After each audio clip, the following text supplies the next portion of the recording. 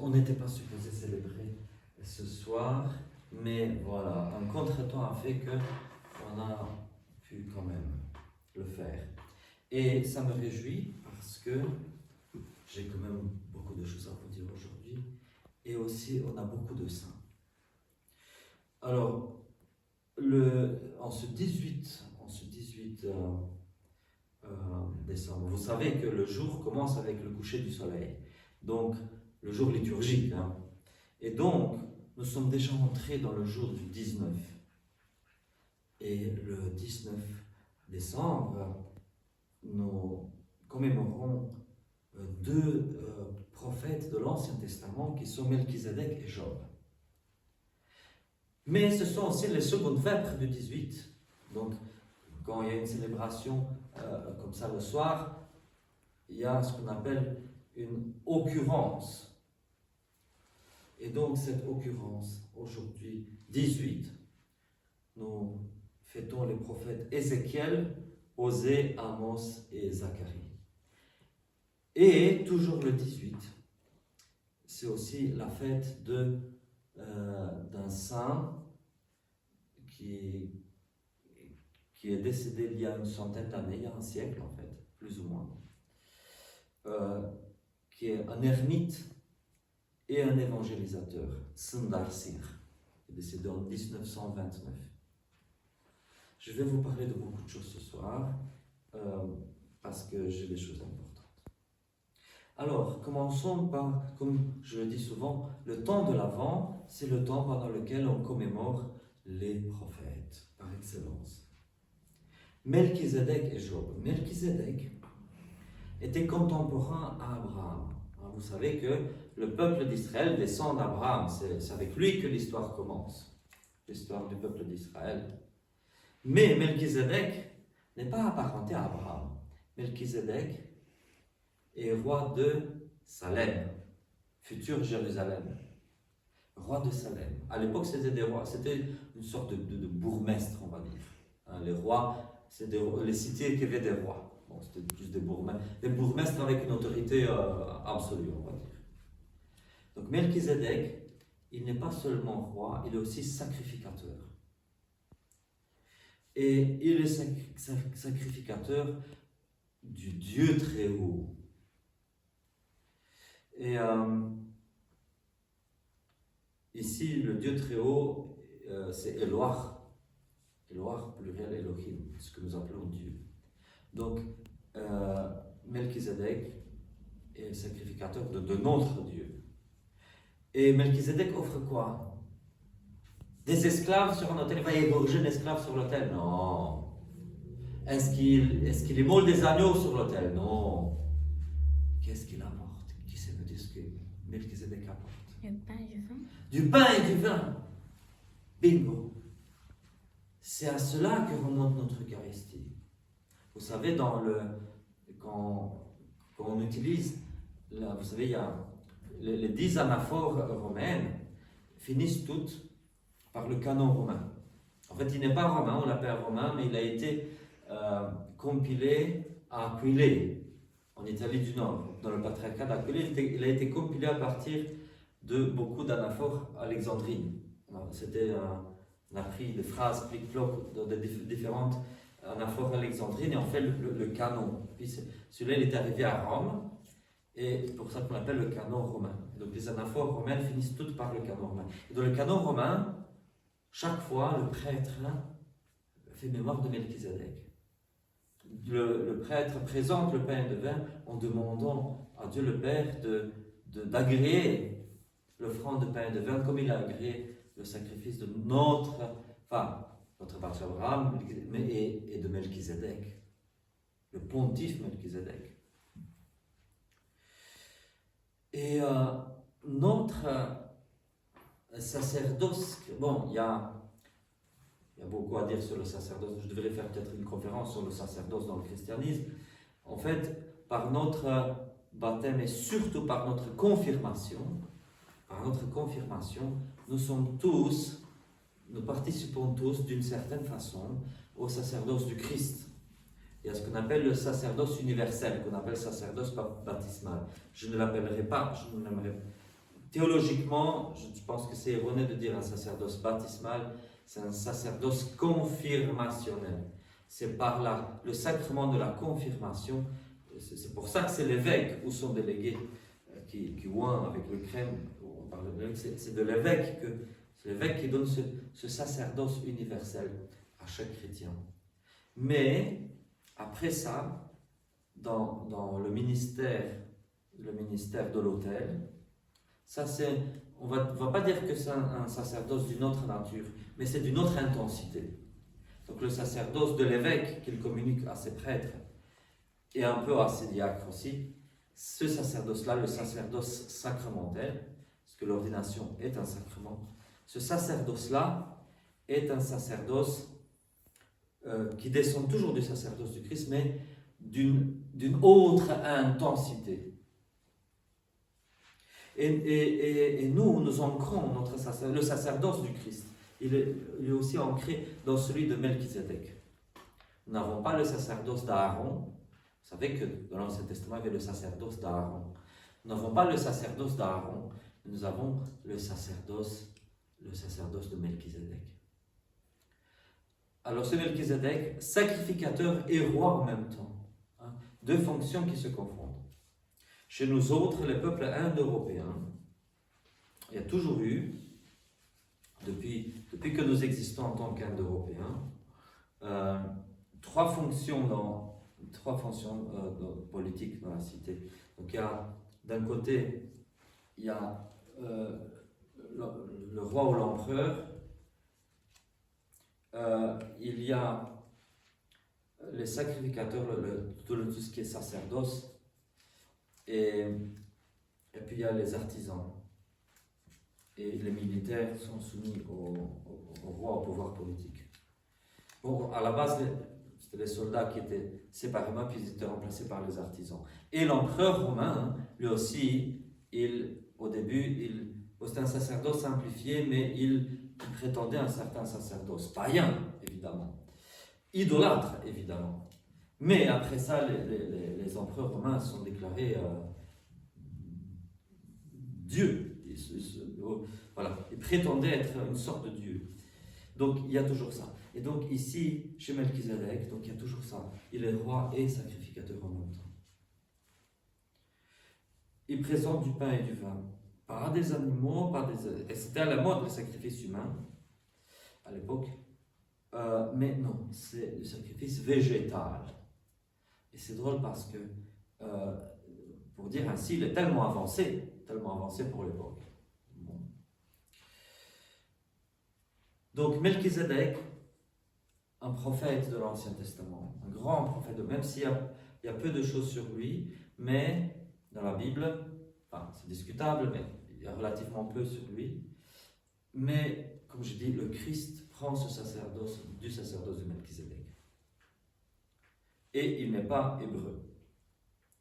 Puis on a Job, qui n'est pas hébreu non plus. Job, un livre de Job, un livre très intéressant dans la Bible. Certains disent, oh, c'est juste un conte oriental. Mais en fait, il y a de gros enseignements. Je ne vais pas entrer dans les détails maintenant. Mais Job n'est pas juif. Job n'est pas hébreu. C'est encore un homme qui adore l'unique Dieu véritable. Mais c'est un païen. Païen, non. C'est pas un idolâtre. C'est un non-hébreu, mais qui adore le Dieu véritable. Et son nom se trouve dans la Bible. Et Job va prédire, en quelque sorte, la résurrection du Christ. Je ne vais pas entrer dans les détails, mais nous trouvons la résurrection du Christ dans le livre de Job. Donc ça, c'est la fête qui commence ce soir, la fête du 19 décembre. Je vais vous parler un petit peu. Donc il y a 4 prophètes que nous fêtons encore aujourd'hui. Ézéchiel, Osée, Amos et Zacharie. Je ne vais pas entrer dans les détails sur tout ce qu'ils ont prophétisé, ces gens-là. Vous pouvez lire leurs livres. En tout cas, Osée et Amos ne sont pas très longs. Mais aussi, ce 18 décembre, Sundarsingh. Qui était-ce? Et pourquoi nous le fêtons aujourd'hui déjà? C'est drôle parce qu'il se trouve Sundarsir dans différents calendriers de différentes églises, mais à des dates complètement différentes. Pourquoi ça? Parce qu'en général, la règle générale, c'est de fêter un saint, si c'est possible, le jour de son décès. Or, Sundarsir, on ne sait pas quand et où il est décédé. Donc certains le fêtent le jour de sa naissance sur la terre le 3 septembre, ce que je trouve un peu bizarre. D'autres le fêtent en avril parce que c'est le dernier jour où on l'a vu. Mais aujourd'hui, le 18 décembre, c'est le jour le plus propice à sa fête. En fait. Si nous ne connaissons pas la date de son décès, c'est le jour le plus propice. Pourquoi? Je vais vous raconter un petit peu sa vie très brièvement. Sundarsir est né en Inde. Comme vous savez, le mot Sir signifie lion. Et il est né dans une famille Sir. C'est quoi les Sir? Je ne sais pas si peut-être vous avez vu au centre de Namur, en plein été, il y a des gens, il fait torride, il fait très très chaud. Il y a des gens, ils sont en pantacourt, en chandail à manches courtes, et pourtant ils ont un turban sur la tête. Et tu te dis, mon Dieu, il fait si chaud, il porte un turban. Alors ces gens-là sont les Sirs. Bon, si c'est l'hiver, il y a plusieurs autres personnes qui peuvent porter des turbans parce qu'ils ont froid à la tête, mais par temps de canicule, les seuls qui portent un turban sont les Sirs. C'est quoi ça comme religion? C'est une religion d'Inde. Et c'est un mélange, un syncrétisme entre l'hindouisme et l'islam, mais avec des éléments qui sont tout à fait propres à eux. Donc, ils proclament l'unicité de Dieu. Après ça, ils vont dire ils prennent en considération quand même tous ces dieux multiples de l'hindouisme, mais ils disent que ce ne sont pas des dieux, ils disent que c'est juste c'est tous des prophètes, ou des anges, donc voilà, il les détrône un peu pour pouvoir garder le monothéisme. Contrairement aux hindous et aux musulmans, les Sikhs sont aussi lacto-végétariens. Ils ne mangent pas de viande, pas d'œufs, pas de poisson, voilà. Donc ils mangent du lait, mais c'est le seul produit d'origine animale qu'ils mangent.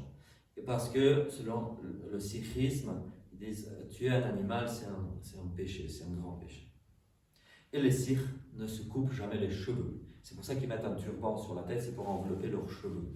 Donc les gosses, depuis tout petit, on laisse pousser leurs cheveux, et plus ils vieillissent, plus la chevelure va être grande, et on va l'envelopper de ça. Je donne juste quelques éléments, parce que mon but n'est pas de prêcher le sikhisme. Tout ça pour vous dire que Sundar est né dans la religion Sikh en Inde. Et voilà que sa mère décède. Il y a un autre membre de sa famille qui décède. Il est pris d'un grand chagrin. Mais les Sikhs croient à la réincarnation. Et il dit, mais du coup, je les reverrai plus jamais. Parce qu'ils vont se réincarner, disent-ils. Peut-être que ma mère naîtra l'année prochaine comme chien, comme cheval, ou comme souris, comme jument. Qu'est-ce qu'on en sait? Et je vais passer à côté d'elle, je ne vais jamais la reconnaître. Je ne vais plus jamais la revoir, je ne vais plus jamais la reconnaître. Parce que les Sikhs croient en ça. Et cette doctrine lui semble cruelle. Ça lui semble, s'il y a un Dieu, et si ce Dieu est tout-puissant et miséricordieux, pourquoi est-ce qu'il permet une telle monstruosité comme la réincarnation? Et il se rend compte qu'il prie, et il se rend compte que Dieu ne répond pas. Dieu ne répond pas à ses prières. Ils sont en vie terrible. Alors il dit, je vais du coup prier tous les dieux hindous. Et il prie les dieux hindous, et aucun des dieux hindous ne se révèle. Et il est misérable dans cette vie, et il dit, puisque c'est comme ça, je vais me suicider. Il se lève à 3h du matin, un 18 décembre, il se lève à 3h du matin, il réveille son père, sa famille, et il leur dit à Dieu, moi je vais me suicider. et il va près du chemin de fer. Il sait que le premier train passe à 5 heures du matin. Donc, son but, c'est de se suicider. Et là encore, il prie, mais il évite de prier le Christ. Jusqu'à ce moment-là, il a évité de prier le Christ, parce qu'il se trouve, il croit être ennemi du christianisme. Il dit, nous n'avons pas besoin du christianisme.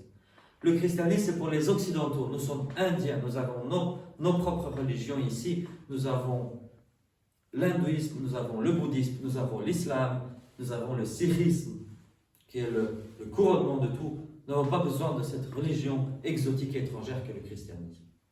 Il prie tous les dieux de l'hindouisme, sauf le Christ. Mais comme le temps passe, et que l'heure fatidique approche, peu de temps avant 5 heures du matin, il prie aussi le Christ. Si c'est toi qui es Dieu, si c'est toi qui es le Dieu unique, révèle-toi. Et le Christ lui apparaît. Il voit une flamme, il le voit enflammé. Et c'est là qu'il décide de ne pas se suicider. Il retourne chez lui et il va chercher un prêtre anglican. Et il se fait baptiser tout de suite. Donc voilà, aujourd'hui le jour de sa conversion et de son baptême. Bon, si j'ai bon souvenir, peut-être j'ai bon souvenir, il a été baptisé le jour de Noël, mais c'est aujourd'hui qu'il a eu cette conversion. Par la suite, il va étudier la théologie pour devenir prêtre. Mais par la suite, il ne va plus jamais, il a lui-même refusé la prêtrise. Et qu'est-ce qui s'est passé? Il est devenu ermite et missionnaire, ermite et évangélisateur. Quand nous lisons la vie des ermites en général, ils vivent loin, ils vivent dans les déserts, ils fuient les humains. Un ermite en général, c'est quelqu'un, les ermites classiques fuient les humains. Et à l'opposé, les évangélisateurs, ils vont dans des pays étrangers, ils sont en contact tout le temps avec les gens. Sundar Singh est tout cela et rien de tout ça. Parce qu'il a vécu en célibataire et en ermite, vivant des plantes sauvages, vivant de ce que les gens lui donnaient parfois à manger, et il est parti évangéliser, et il a presque souffert le martyre. C'est un vrai confesseur, parce que il a été dans les pays voisins, il a été au Tibet, et plein de fois, par exemple, on l'a attaché à un arbre, on l'a blessé au couteau en le laissant pour mort, et il est sorti indemne à chaque fois. Puis, à un moment donné, il est arrivé en Europe, il est arrivé en Suisse, en Angleterre, il a prêché dans la cathédrale de Canterbury. Il a aussi été en Suisse, et c'est grâce à ceux qui l'ont connu que nous savons quelle est sa vie. Mais avant de donner une conférence, avant de prêcher, parce qu'en Inde, il a aussi participé à la messe chez les Marthomas, chez les chrétiens Marthomas, et il prêchait. Et avant de prêcher, il priait des heures et des heures et des heures. Il considérait qu'il faut prier 2 ou 3 fois plus longtemps que le temps que va allouer au discours. Donc aujourd'hui, si je vous prêche une demi-heure, en théorie, j'aurais dû prier pendant 1h30 avant de vous prêcher. Parce qu'il dit que si on prêche sans avoir prié, ça ne va pas toucher les gens. Donc voilà, il a plein d'enseignements. Et voilà. Et alors, une fois qu'il a visité l'Europe, les États-Unis aussi, on lui a payé le voyage parce qu'on dit, il y a un saint en Inde. Après ça, il est retourné en Inde et il a dit, maintenant, je pars au Tibet, je pars dans votre pays et je pars évangéliser et vous ne me verrez plus. Et il est parti, on a perdu ses traces. On considère qu'il a dû être tué, puisqu'on a essayé tellement de fois de le tuer. Les idolâtres ont essayé tellement de fois de le tuer. Donc probablement qu'à la fin ils ont réussi. Dans ce cas-là, il est mort en martyr. Ou peut-être qu'il est juste tombé dans un ravin, ou Dieu sait. Et on n'a jamais trouvé son corps, un peu comme celui de Moïse. Voilà, il est au moins confesseur de la foi, peut-être même martyr.